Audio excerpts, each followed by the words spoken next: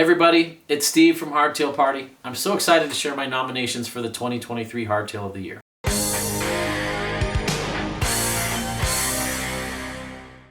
The nominations for the Hardtail Party Hardtail of the Year award are truly special bikes, things that really stand out. There were a lot of great bikes that I'm not going to mention today that I talked about, but these nominations are really special and there's something different about them. First off, we're going to talk about a bike that is disqualified from this, and it's the Binary Maniac, the bike that I designed. It's still my #1 favorite hardtail. I love that thing. But since I designed it, it'd be loading the deck to name my own bike the best bike of the year. But I still want to talk about it because it's really special. I've got two of them. One of them has a +2 angle set. That's my trail bike for blues and greens and a little bit of black.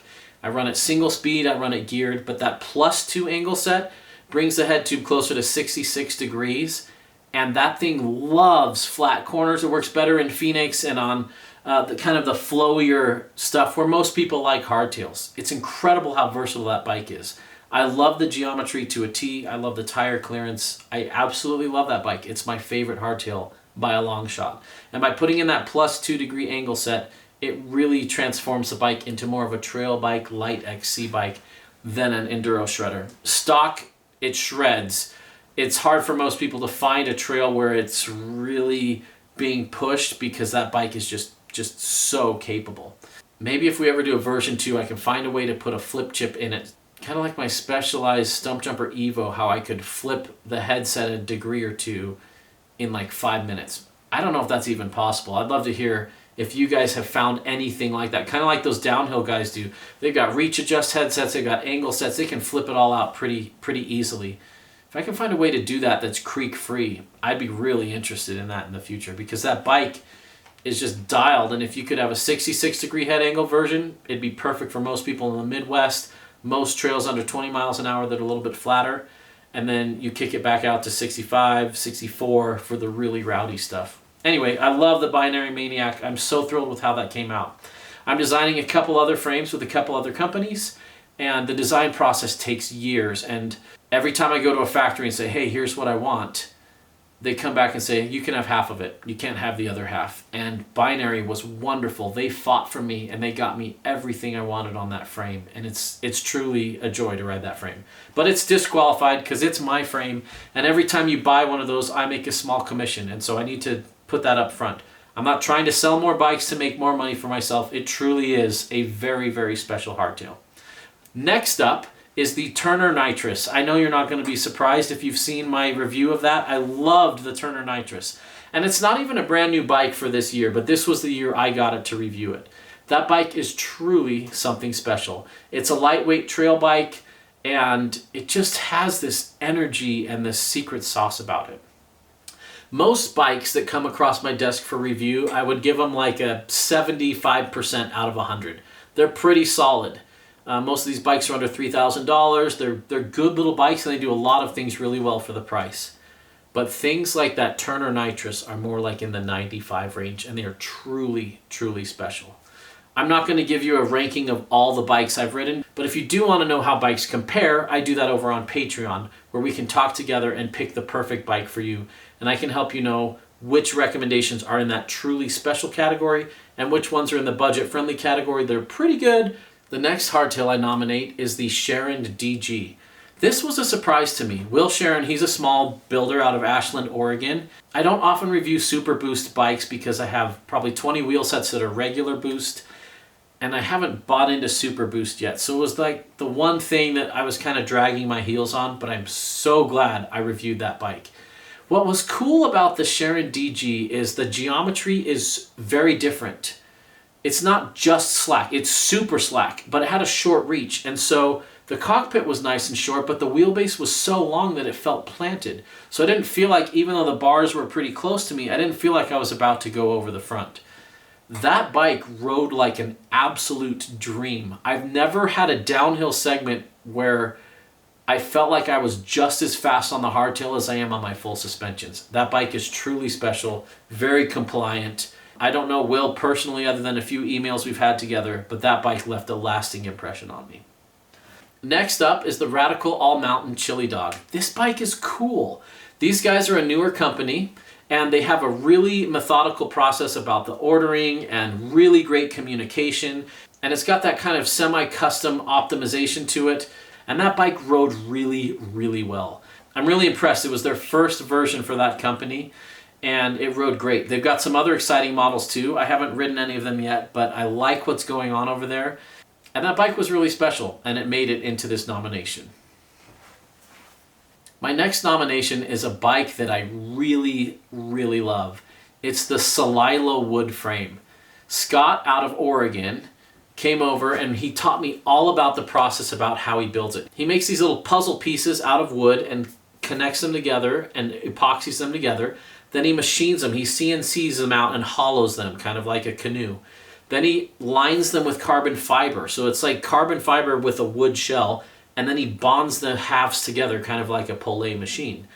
It's a truly fascinating construction process, and he's been able to just do it in his shop. And these bikes ride really well. I remember the ride quality feeling very similar to steel. It had that damped, quiet performance to it. It has this wonderful aesthetic blend of handmade furniture and just this kind of exotic kind of carbon and organic feel to it. It's a really cool blend. I'm super excited to see Celilo continue to grow, but the bike not only looked good and was innovative, it rode really, really well. And it was surprising how hard I could push that thing without any issues. Really cool stuff going on there. Props to Celilo for thinking outside the box and making it ride well as well. The Gen 2 Ibis DV9 was a really special bike. It seems like they took everything I wanted changed about the old DV9 and improved it. It's not as stiff. It's got a slacker head angle, but it still sprints really well. It's still got that lightweight XC trail vibe without feeling like a race bike that's just sketchy everywhere. What I like about the DV9 is they embraced its XC-ness. In the comments of that video, a lot of people were saying, oh, I wish I had a 150 mil version of this. A lot of people out there still think carbon is the best frame material ever, and they want a 150 mil carbon bike. I would argue that that's probably the wrong approach to take to hardtails, especially. If you need 150 mils travel, you're smashing through stuff, and I don't know if carbon's the right option for that anyway. So I actually give Ibis a lot of kudos for not over-forking that and turning it into a do-everything machine. It does what it does extremely well. It's very light. The price has gone up, unfortunately, and a lot of bikes have gone up in price, and I'm very sad about that. I'll talk about that in a minute. But I still think the price is fair for what you get. It's just a beautiful riding experience. And even though the version that I reviewed was one of the lower end versions, there was nothing on it that just screamed, replace me ASAP. The hub could have been a little bit better, faster engaging, but the bike just worked really well. I took it on several multi-day trips, and it just performs really well. I like the way they shifted the seat tube forward to the bottom bracket a little bit. They fit the two water bottles in the frames. I mean, it doesn't do anything super exotic, but it does all the little things right that every hardtail should do, but doesn't. So many hardtails out there still can't fit two water bottles in the front triangle. I don't get that. So many hardtails out there have a dropper entry port halfway up the seat tube, so you're limited on your dropper post insertion. So many hardtails out there still can't fit anything bigger than a 2.5 tire on it. All these little things, kind of like my Binary Maniac, like it doesn't seem like it's all that special compared to some other things, but it does all the little things a hardtail should. And I still feel like 80% of the hardtails out there, they've missed the boat on something simple and something important. But Ibis did a really great job on that bike. So I actually applaud them for keeping it XC and trail at that 120 mil travel. Some people are over forking them to 130. I think 120 is perfect for that thing, and that bike is a fantastic bike for where hardtails shine the best. Flat, long days, or zippy stuff that's a little bit smoother than you'd need a full suspension trail bike on. It was light, it was quick, it brought joy to my face when I rode it. All right, so now it's time to pick one of these as the special 2023 hardtail of the year. For me, and I knew it when I rode it, and I've been trying to get this bike out of my head, it's the Sharon DG, Decomposed Granite. That bike is too special. A lot of people will tweak one or two geo numbers just to be extreme, to stand out and be like, this is the slackest bike ever. Will didn't do that. He didn't make the DG slack to be slack. He made it because it works with the rest of the geometry. And it was fascinating how well that geometry worked. I've ridden other bikes that had 90% the same geometry, but Will's understanding of that complete package of how the geometry works, man, that bike was so much more than the sum of its parts. It was quiet. It was smooth. It just rode so well. I couldn't believe how well it tackled technical climbs. A bike that slack should not climb well, period, but it did. I think that upright seat post, the short rear end, a little bit taller BB, worked really well with the short reach and that slack head angle.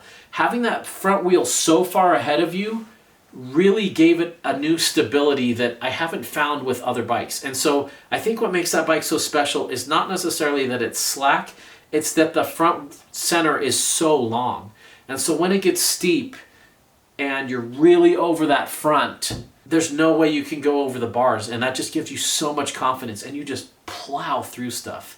I wonder how much of it is due to the Super Boost rear end. Will is sold on Super Boost Plus, and if that's what made it ride so special, then I think we need more Super Boost rear ends. I don't think that was what made it special, but I'm going to have to pick his brain about it. So congrats, Will, on becoming the Hardtail Party 2023 Hardtail of the Year. I hope I get to ride your gravel bike one of these days because it looks equally radical.